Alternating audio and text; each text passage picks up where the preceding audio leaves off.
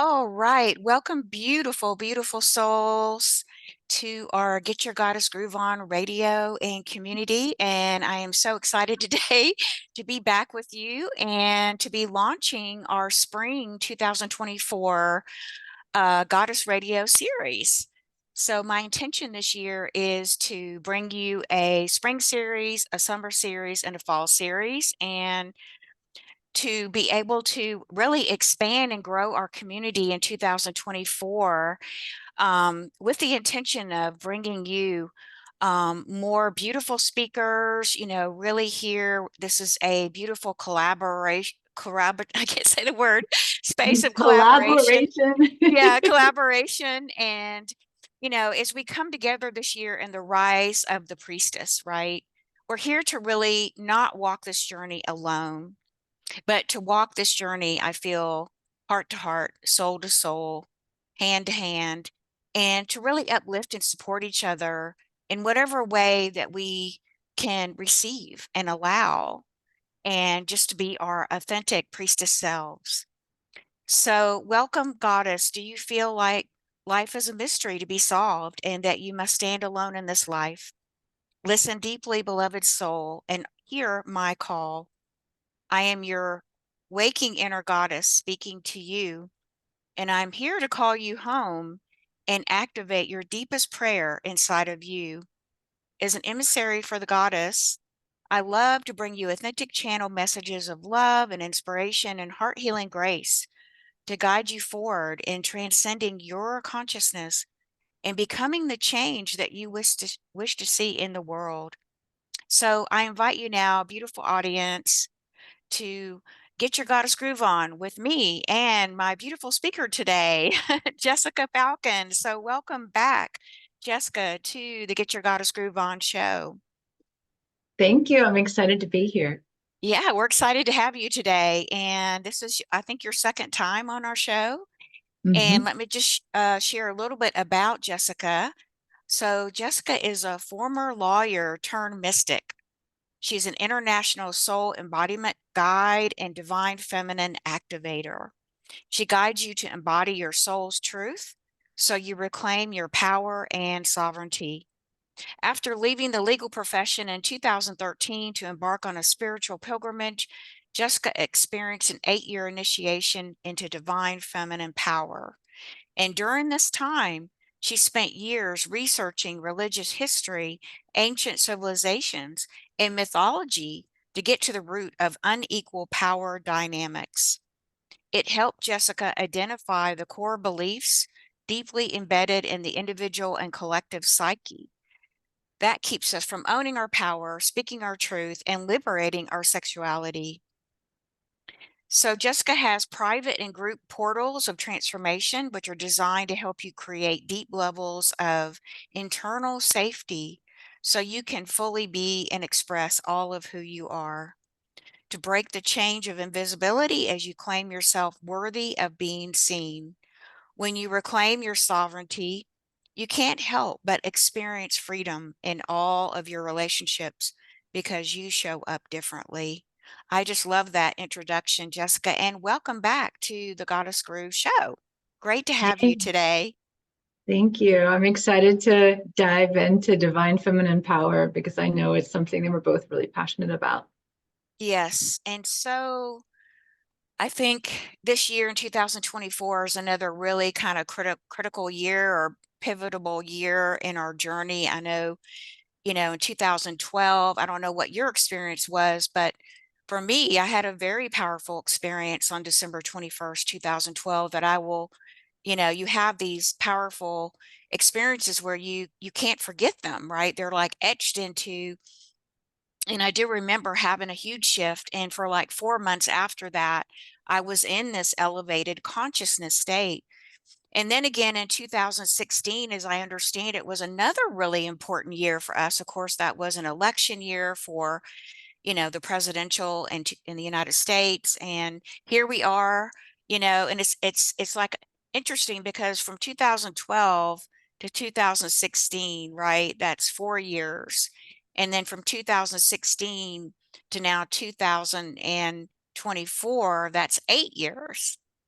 And I understand that this year is a very important year in our, journey to elevate the consciousness on the planet. And, we have moved into the age of Aquarius. So lots to discuss here, and let's get started to talking about one of my favorite subjects, divine feminine power. And, maybe we could start out with what do you feel like today that our audience, our community, that women and men need to hear about reclaiming their divine feminine power and sovereignty? Yeah, first, I just want to highlight what you said that your initiation, like your own experience, really started as a powerful one in 2012. That was the year the goddess first came to me in 2012. And that's when my initiation started. So I just love the synchronicity of you saying that, bringing up that year. And so define feminine power. I'm going to define it so that we have an equal playing ground of like where I'm coming from. Because for me, I often see it really misunderstood because there's a lot of, well, most ancient divine feminine power mysteries are still mysteries to this world. And I have had the honor and privilege of being initiated into a lot of these by the goddess herself. They're very intense initiations. And I feel like one of my big passions is helping us truly understand what divine feminine power really is, how we embody this, how we access this, how we remember this, because it's in our bones, it's in our blood. It is a process of remembering, and it is accessible to all of us. But we have to open our eyes and we have to say yes to it. We have to choose it. And so, divine feminine power, in essence, is reclaiming yourself as the divine being you are here in form. It is coming back into ecstatic union with your divinity here, now. There's no more separation between the divine out there and the divine within. You know you are that, but you get to experience your interconnection with life, with the earth, with the elements, with your body here in your physical form. It's about awakening and activating your ecstatic life force energy, which is your sexual energy, your creative energy. It is letting life move through you fully, unimpeded. And the way that we do that is by surrendering into the power of love. And part of that includes redefining love, because we have conditioned to believe love is something it's not. And as we start to surrender into the power of love, this power that is inherent to each person on this planet, man or woman, and we use the power of love inside of us, divine love, unconditional love, we can reunite every single part of ourselves back into love. And the irony is that that is what creates deep boundaries, because you are so anchored in love that you don't tolerate anything that's not love. I love what you're saying so much. And let's continue to go down this thread because I was just, this morning thinking about the word, not just love, but unconditional love. And I feel like that for a lot of us, you know, what does that really mean? Like when I say what does it really mean, I'm not talking about just on a mental level. I'm talking about in our experience of life. What does it really mean to be unconditional love and to open to receive unconditional love? And I would use one word to describe that I'm coming to understand in my own journey is it's really about being authentic. It's being authentic because when I'm authentic, I'm connected to my divine self, my I am, my authentic divine spark. I'm connected to source in form. And I realize and I embody that connection, that knowingness, if you will, that feeling in my body, allowing my body to be open to receive that connection to my divinity and to my soul, whatever your words are. I don't feel that we even have really good words anymore to describe, this connection, because with the frequencies, and the consciousness rising on the planet, I don't know that there are words to describe that other than through the experience of what you were pointing to. The true boundaries are when we can encapsulate ourselves in love and say no to anything that's not love, not real love, not pure love, not unconditional love. And we begin to just set that beautiful boundary around ourselves, in ourselves, to have more and more of that experience. Absolutely. And I want to really highlight two things that you've said. The first, it is an experience because it's not about what we think with our intellectual mind. It is about how we feel, because that is the embodiment and it becomes the expression. You can't help but experience it because you are it. You're actually living it. And so to understand this is like the first step, right? Like that's great. Like I used to be great at understanding concepts of spirituality, but that didn't mean I was embodying them yet, because the journey to embodying love and embodying your divinity, it's a journey. It is an ever unfolding, spiraling journey of going deeper and deeper into self, and not to become anything different than you are, but to release what you're not, all of the conditioning and the belief systems, the fears, the shame, the guilt, the traumas, right? The ways that we separate from love. That's what we release and we transmute and we alchemize back into wholeness. And the other really important thing, when you said, what is love? Being authentic to self. Yes. And how are we authentic to self? We have to know ourselves deeply. You cannot be authentic to self if you don't know yourself. And when I use the word self, particularly in this context, I'm not referring to the self human, I'm Jessica in a body self. I am referring to my true self, the deepest essence of me, my soul.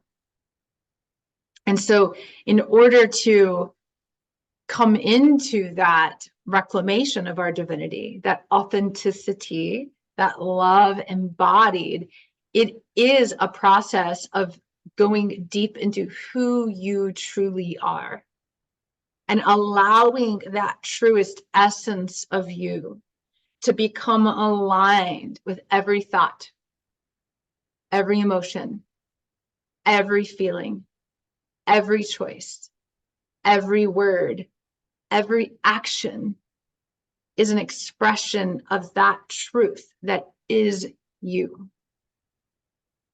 Yes, yes, so beautifully said. And I want to take that to a new, deeper layer here, because this is something I've been on my own journey and my own process, because, of course, we're all still on it, right? It And doesn't will ever be. end, It right? doesn't end. Exactly. I mean, it doesn't really end. We're always constantly evolving, and, it does take a lot of courage, and it takes a lot of faith, and it takes a lot of trust to do this journey for sure.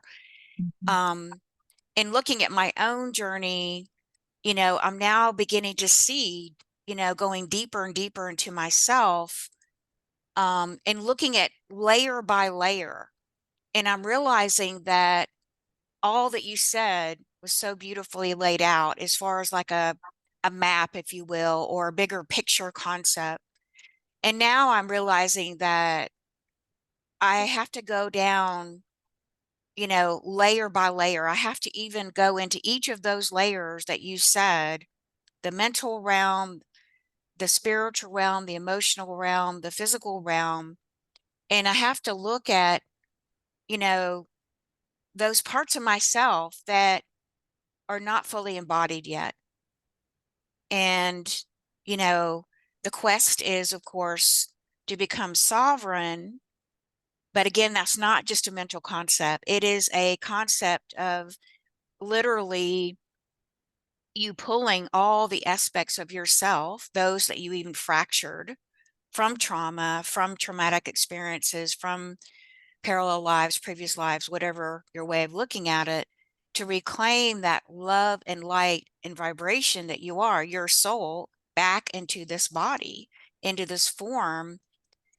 And, that is like so big, Jessica. And, there's so many, we have how many trillions of cells in our body now? 50 trillion or 75 trillion or something like that. And each of those is a universe within that cell, and you think about that and it's like, wow, you know. um, However, the intelligence of our body, I feel it wants to work with us. It wants to partner with us. It's meant to partner with us. I mean, this beautiful body, Deva, this elemental, agreed, you know, there's an agreement between you and it, your soul, your spirit. And, I feel like for myself, I haven't always honored that. For many years in the first part of my life, I really did not honor, or respect my body, in the way that, you know, it deserved that respect, right? And it is organic, but the organic template of, I believe in the original organic template of the Garden of Eden. I believe this earth is it is the Garden of Eden of this universe. And that's why so many beings want to live here.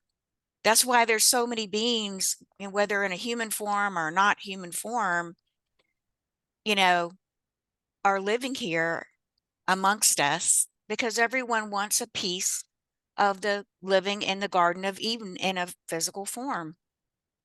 So, how can we reclaim, how can we be here, I guess, and reclaim more of our sovereignty, which is our true, soul, light, sound, vibration? It's that authentic individual spark, I call it, right? That we were made in the image of the Creator. And I truly believe that we came here and incarnated to live here in this beautiful body, to have a beautiful experience of peace, to live peacefully with you know, other forms of life that may be here, whether it's animal kingdom, nature, crystal kingdom, or, I've met the people in Telos. I met them at Mount Shasta. They're real. They exist in another dimension, but they live on this planet. And, every day we get up, we hear more stories of, other other beings here.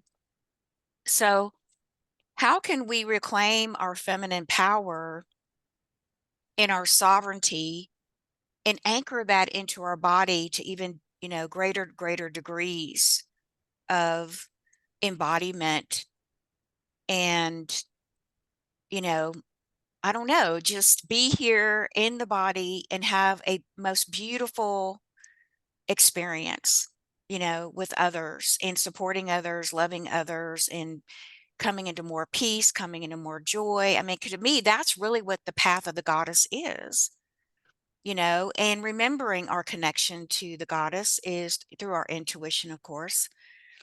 I don't know. What comes up for you around that? I'd love to hear. Yeah, it all starts by coming into union with yourself. And that's why the answers are never going to come from outside when we're looking at, like, oh, I have to heal this thing, I have to get rid of this thing. It's not about that. It's about coming into deeper union. So, what is heaven? What is Garden of Eden consciousness? It's unity consciousness. It is a shift in consciousness. It is not going anywhere else. It is right here. It is right now. It is accessible. It is up to us to open our eyes, our perception, our third eye, to the divine in all things, including the divine within self, because you cannot truly embody an experience of the divine if you deny yourself as divine. So then let's take that deeper. If you are denying any part of you, you're denying the divine. If you are denying yourself as holy, you're denying the divine. If you are denying your truth, you're denying the divine. If you're denying your feeling, you're denying the divine.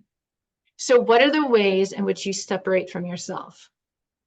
That would be the first question I would look at. What are the ways in which you separate from yourself? What are the ways in which you separate from your truth? What are the ways in which you separate from your power, your sexuality, your desire, your pleasure, your choice? Because when we look at that, we start to see the ways we're denying the divine within, the divine that we are.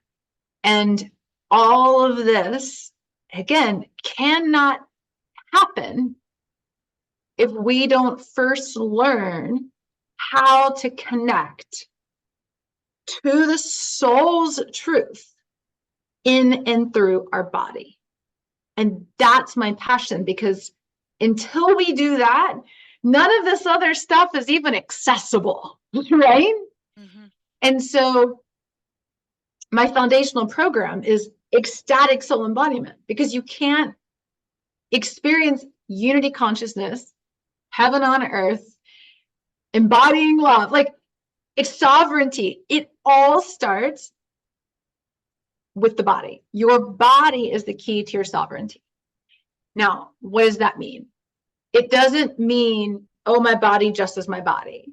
It means, as you said, our body is full of trillions, if not, trillions upon trillions of cells, each of which is vibrating, humming. We don't hear it with our physical ear, but it is humming, vibrating in constant motion, dancing its dance, miraculously interconnecting with molecules and cells around it. I learned recently that molecules will naturally find a way to work together and bond. They don't like to be separate. Even our cells desire union, which is how our body is able to miraculously function without our conscious awareness, because we are literally in this vessel, but it's more than a vessel. Each cell contains the divine that is somehow in union, allowing us to exist here as a soul. Part of that is because when we start to recognize that our body is energy, it is at its essence energy. That's it. It is pure energy. Well, what is the energy that forms your body? That is the energy of your soul. So your soul is the individuated, my definition, is the individuated aspect of the divine. That is you, your consciousness. Source, all the other individuated aspects of divine come from source. So say you're this aspect of the divine, this soul that's chosen to incarnate in this body that is an expression of your soul. So quite frankly, to deny your body as holy is to deny the divine. Like, who are we to question the perfection of the divine creation, right? Your body is so divinely, perfectly created. And so when we can connect with that and realize that as we then connect with the energy between our skin and tune in, we can start to connect with the truth of our soul that way. But it does require discernment, because in our body, we also hold the subconscious, which is, I like to think of the subconscious as energetic imprints from past or parallel lives. And we can be dissociated and have traumas And so when we go into the body, that's why it could be helpful to have a guide. We have to navigate of, is this my soul's truth? Is this not my soul's truth? And start to align through the power of love, consciousness. What really is my soul's truth here? And once you can start to connect to and access your soul's truth, then you release all that's not your truth. And then you can start to align your life that way. Beautifully said. I love that. I love that so much. And you know, you really were touching on a really, I think, key point about the journey of, you know, for me, and as I understand that, because I knew many years ago when I first started that it was way more than just a mental concept, right? This journey of ascension and, you know, really coming into, you know, being our true spark of light. I call it our divine spark that you were talking about, the individuated fractal. And, you know, that in that equation of, in that fulfillment of that journey, is to live fully includes the body. It includes the journey of anchoring in your love, your light, your truth, your individual spark, and working in partnership with the body. And really, I feel, and I don't just feel, but I know from my own experience with, you know, many years of my life, I never, you know, lived fully embodied in my body because I didn't feel safe enough because of the trauma, because of the, you know, early childhood conditions. I didn't feel safe, you know, to be able to bring my complete soul and spirit into the body. And that is where I think most people are coming from today. Most people are coming from this, you know, not all, but a lot of people are coming from families, you know, and their parents were doing the best they could with their unhealed traumas and wounds.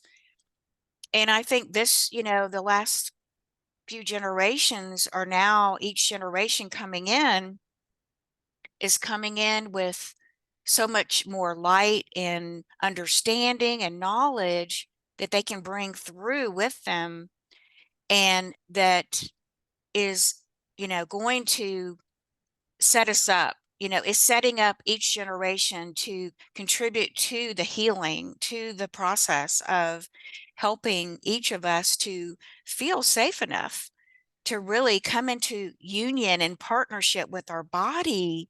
Because without that, you can't live your full expression. You can't live your authentic expression.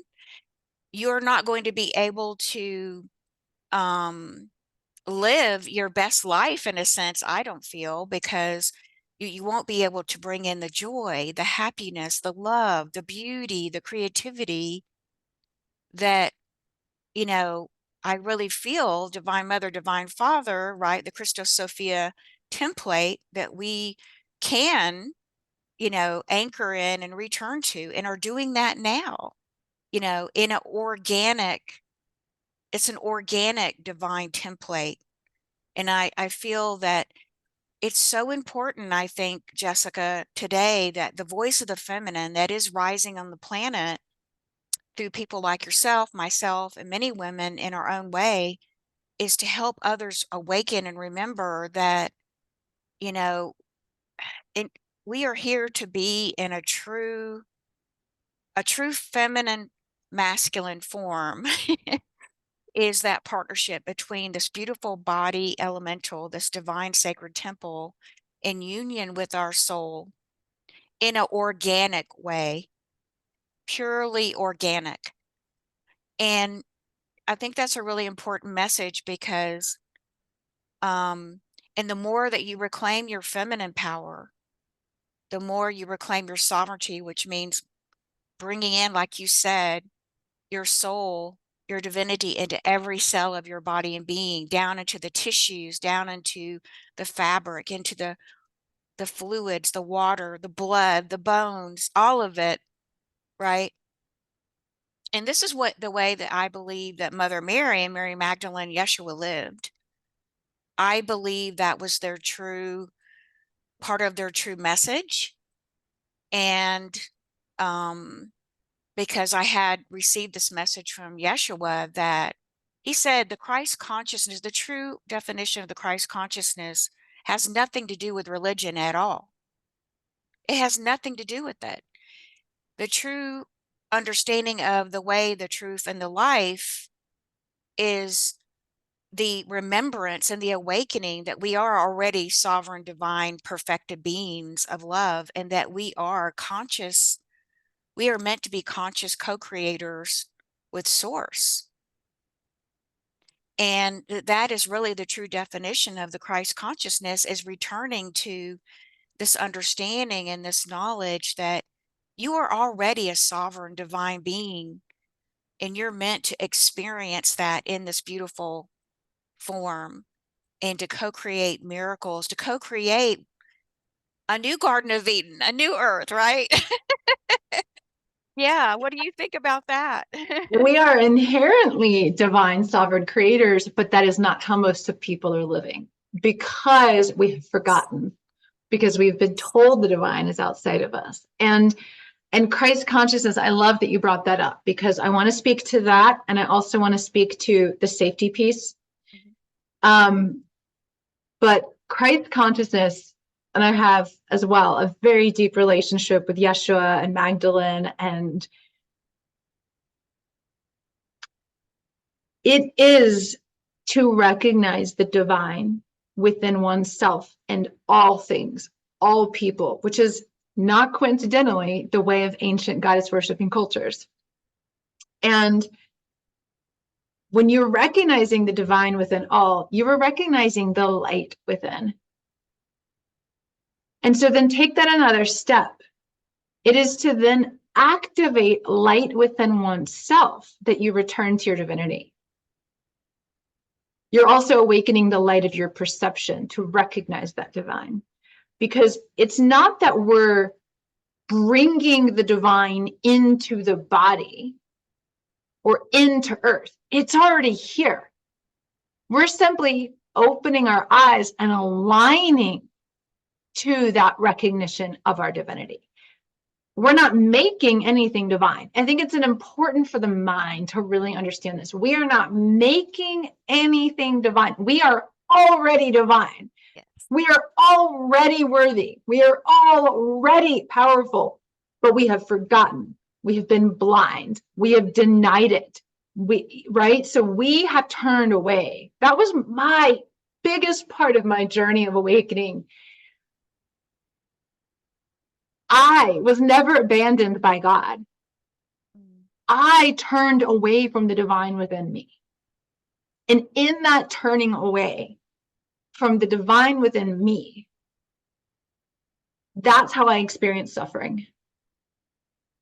And that is the essence of the myth of Isis, though I believe Isis is an actual energy, but the myth that is written down, her story, that is the essence of her story, is that Isis realized she was suffering and grieving and in pain and torture until she remembered her own divinity. And it doesn't mean she didn't then feel grief, or she didn't then feel anger and other emotions. We are completely divine and completely human, and completely divine and completely like messy, and we can be emotional and primal and wild and sexual and divine, right? The separation consciousness says we're one or the other.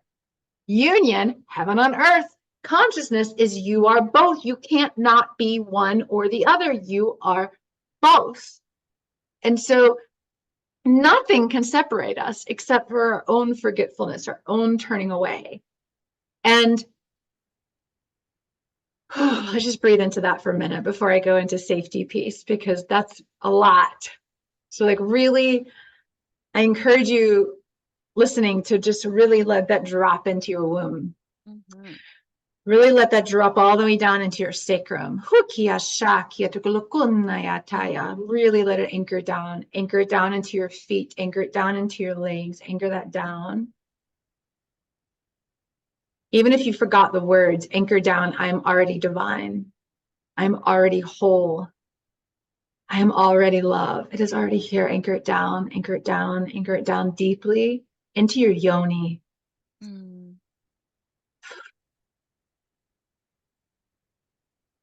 Into your perineum at the base of your body. Into your pinky toes. Let it go down, let it go down, let it go down. You can even imagine that you're filling your womb, yoni, perineum, sacrum, legs, feet with golden light. You don't have to go anywhere or be any different than you already are. You are already whole, divine, and complete. But the journey is of remembering that and aligning to that in every moment. When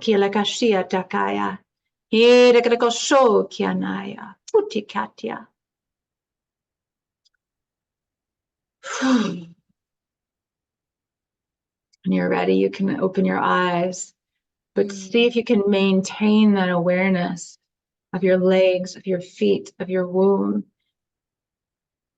right? It's when we stay deeply rooted, deeply grounded, that it's easier to anchor the light.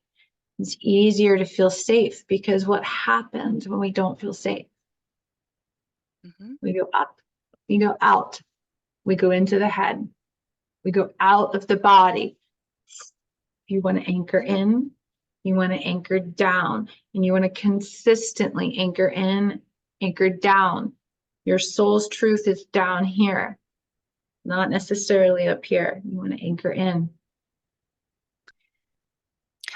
Beautiful. Thank you so much, Jessica. That was powerful and that was wonderful. And I love what you said. And let's talk a minute about that, because it's so important that I think that, or I know, not think, but I know that we're so conditioned and trained in society through so many programmings and distractions and outer things going on to try to keep us up here in our head and keep us out of our body. And when we're operating from just up here in this space, and I even noticed that on my own journey in the beginning, because my guides very much helped me to get back in my body. And I did that through yoga and Qigong and Tai Chi. And because I was spending a lot of time here and out of the body, and then because I didn't feel safe. So they began to help me to bring my energy down to the heart. And then I was anchoring into my heart more and more and more. And that was becoming more natural again. It was becoming like I call it imprinting again. It's like you're bringing in the imprinting of a, what is the word I use? I'm trying to think of it here in a minute, where you're entrainment of the energy to begin to flow down into the upper chakras. And I had that down pat. And then the Marys came and said, "Oh, now you got to bring it down more. You got to bring it to your womb. You've got to bring it to the lower chakras. You've got to bring it into every cell of your body and being, like you were just guiding us to do." And I feel like that, you know, for a lot of us, that's still challenging today, is how do we maintain this entrainment and this flow and keep it anchored all the way into every cell, every inch of the body and being complete body more and more and more without getting distracted, without pulling up and out because we're triggered or something happens, or or trauma gets triggered, or something is going on. So can you speak to that and share with us any of your own observations and experiences or tips of how you guide people to do that? And don't let me forget to go deeper into the safety piece too. And I'll try to Okay. wrap it in, but don't let me forget, Okay. because first I want to answer this. So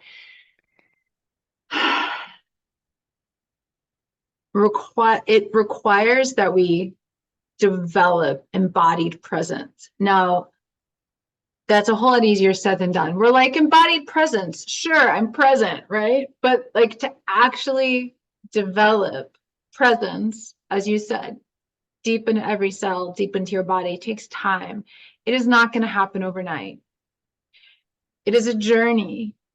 And the way in which we start to develop that for me particularly, because I was completely disconnected from my body growing up. So this isn't like I was born like deeply connected to my body. I experienced extreme levels of body shame, body hatred, trauma, disconnection, dissociation, and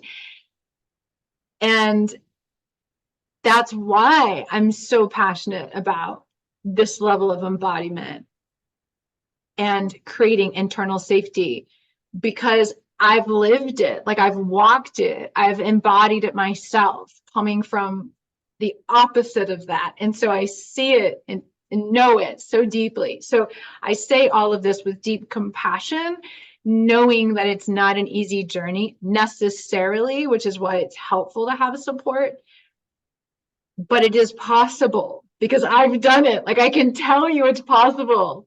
I went from being so disconnected, head up, hating my body, to like a deep, loving, intimate relationship with my body. And so it is possible. So I just want to name that, because it's really easy when you're listening to somebody who does now embody something. It's really easy to be like, oh, well, I'm not there yet. I'm never going to get there. That's impossible, or not me. That's only for somebody else, right? It's easy for the mind to create these excuses, and it's not true.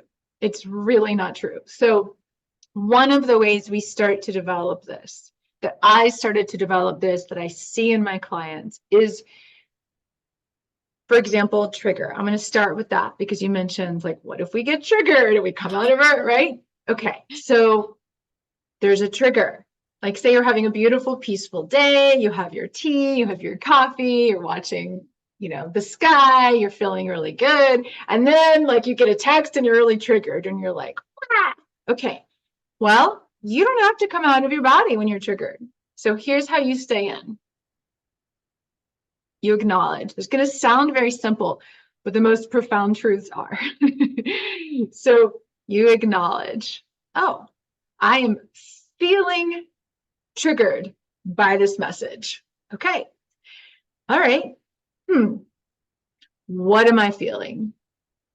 I'm feeling angry. Okay. I'm feeling angry. Where am I feeling this anger? It's in my core. All right. Okay. So I'm just going to be really curious. What's this anger about? Notice how all of this is in the body. You're still in the body. There's no reason to come out. Okay. What is this about?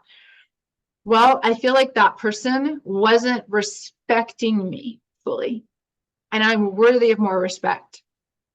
Okay. So your anger is because you feel like you're not being honored and recognized.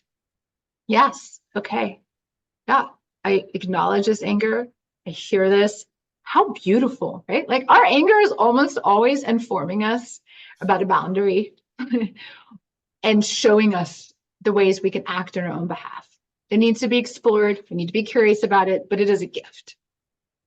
It wasn't until I started honoring my anger that I started to have boundaries and really speak for myself. And so maybe you pick up a pen, maybe you journal about this. Maybe this is a recurring issue and it's coming up so that you can see how you need to respond to this person, because maybe it's consistent behavior. Maybe this relationship is one you no longer want to tolerate. Maybe it's coming up so that you stand up for yourself and state your own truth and state your own needs and own your boundaries. Maybe it's coming up because something happened yesterday with your partner, right? And this other person's like slight not respecting you is triggering a deeper relationship wound over here.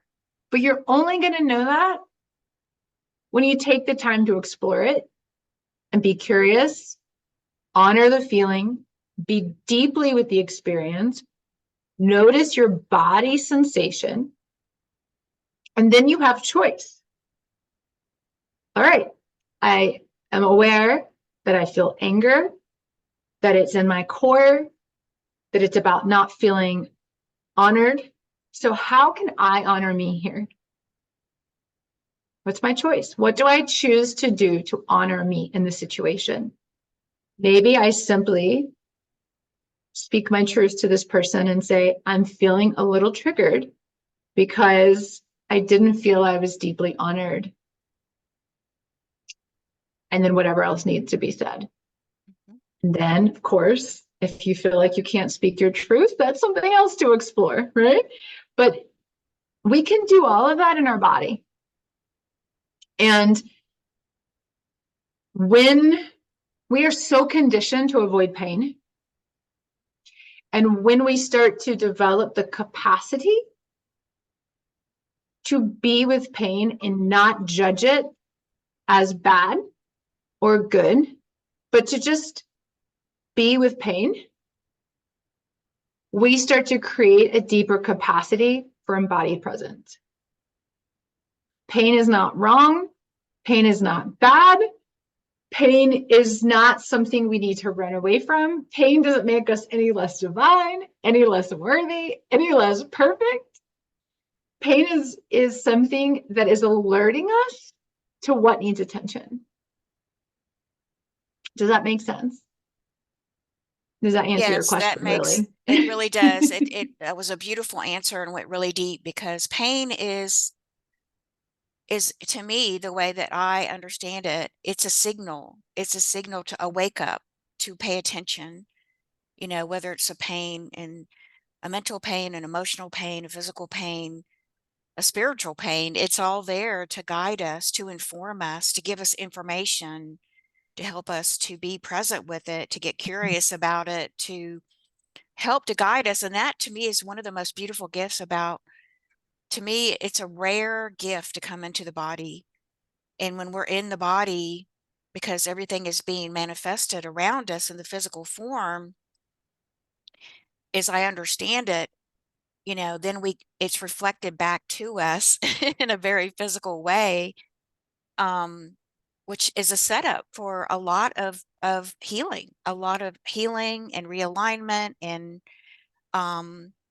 moving ourselves into greater sovereignty, moving ourselves to know ourselves at deeper levels. It's, a gift. And um, that it's not as fast a process in when you're out of body.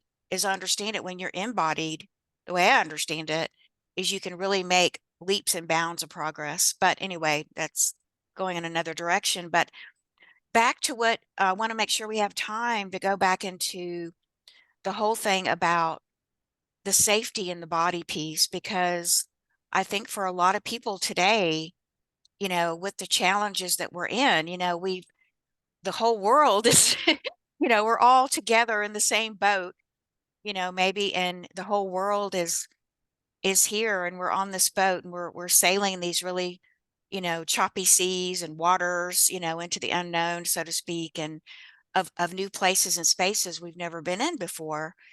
And so I feel like that, that can be daunting. It can be challenging for us to be embodied. And how do we navigate and how do we help to maybe self-soothe or, make ourselves, our self-care a priority so that we can, in other ways, that we can stay safe and remain in the body. Because I think that, you know, like you said, you can remain in the body and still get triggered, but not leave the body when you get triggered. So, do you want to speak to that for a minute and share with us your wisdom?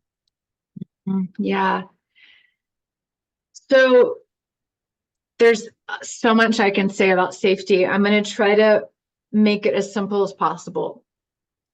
One of the biggest keys to not letting what's happening out in the world be your determining factor of whether or not you're safe is to focus on the internal, to focus on your inner truth, your inner knowing, your capacity to love, to be in a state of love, and to release your grip on the external. Because if you are constantly focused on the external, where are you? In your head. You're out of your body. You're looking out and letting everything outside of you determine how you feel, who you are, what you're doing, why you're doing. Like, it's, you will never be sovereign in that state. Sovereignty is living from the inside out. Sovereignty is being your own authority. Sovereignty is self-mastery. You cannot be in your sovereignty if you're letting the external world dictate your internal state. How does this relate to safety? Because as you anchor into your divinity and the power of love within you, you can source that safety of your divinity in every moment. I'm going to say that again, because this is a journey. This is not an overnight. Believe me, like I used to feel nothing but safety. I never knew what it was like to feel safe in my body. I didn't know what safety felt like. And I have spent years cultivating and creating and understanding how to create this level of safety within so that I can help others do it. And so I know this is not easy. And it is possible because it is about you creating safety for yourself by anchoring into your divinity and the power of love. Your capacity to love, your capacity to recognize the divine within you, divine within all things, your capacity to surrender into what is, including pain, your capacity to let life move through you and not identify with it, not attach to it, not make it yours. Especially grief. A lot of people identify with grief, attach to it. They make it a story. It is meant to move through you just like joy. The same part of the brain that regulates grief regulates joy. They are one and the same. You cannot feel one without the other. It is scientifically impossible. So the capacity that you have to be in your body, to feel what you feel, to let it move through you, is what activates your life force energy, which is what enlivens your capacity to anchor into your divinity. And then you use your consciousness to align everything you do to that divine truth and choose based on that. All of that is internal work. It doesn't matter what's happening out here. And that doesn't mean there's no compassion, of course, for the world. It means that you show up in the world from that anchored divine love state. There's a big difference. Is that clear? I want that to be Oh, clear. absolutely. Crystal clear. Couldn't agree more. Totally true and absolutely beautifully well stated because it is a journey. I learned this long ago, there's no spiritual shortcuts. And they call spiritual bypassing. And there's no one else that can do the work for you. And not everyone is ready to do this work, and that's okay.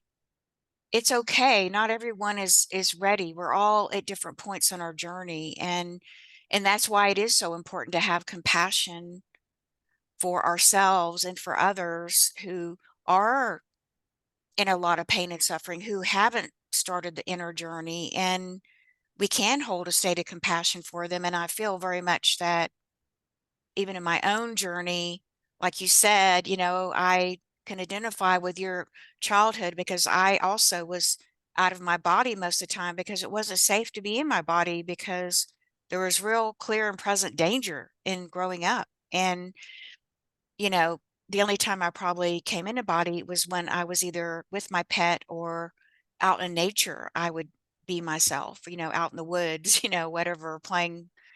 And like you said, it's so important to remember that it is a process, it is a journey.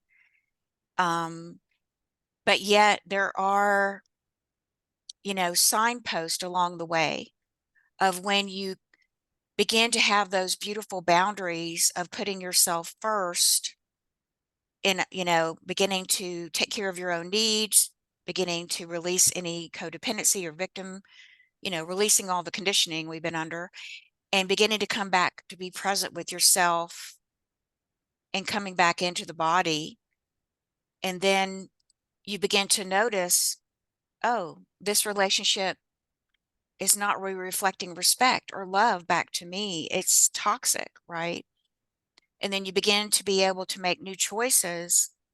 And then that's where you really begin to experience the change from the inside out. Like you said, the inside out, all that inner work and all those inner new choices, you could say, new pathways and new choices, because in every now moment, we can choose again and again and again. It's like we get to rebirth and transform ourselves over and over and over. And, along the way, there is always a safety net. And I think that's really important for people to know, that the divine loves us.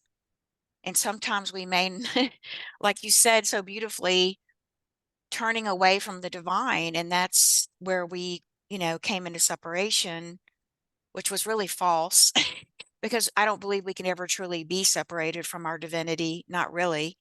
But yeah, so much good, juicy stuff here, Jessica. And I know we've been going for about an hour, so we'll have to have you back again to talk about some more of these juicy topics, because there was so much wonderful wisdom here and wonderful sharing today. And um, I just want to take a moment here. If anyone has any questions for Jessica, to feel free to type them in the chat box, or raise your hand if you have any questions for Jessica. And I'm going to check on the Facebook group to see if there's any questions coming in, Jessica, as well. Here, let me get back to it.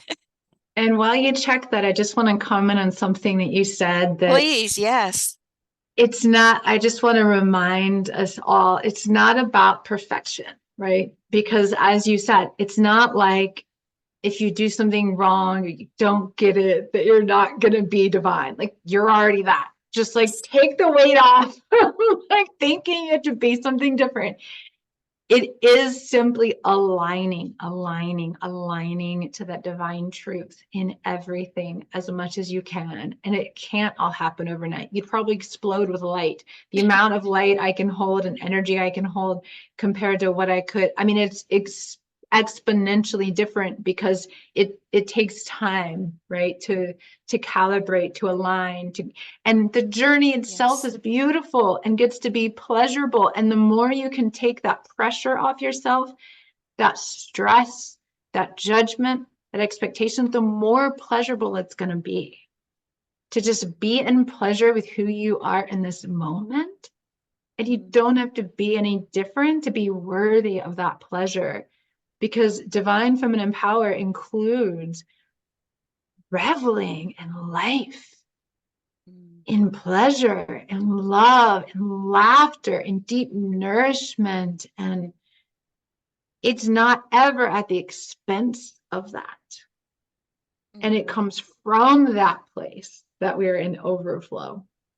Absolutely, in overflow. And we'll have to definitely go into some of these really beautiful topics next time, because, you know, it's really important, I feel like, that we give ourselves permission to step into our own divine authority, because we are divine beings of light.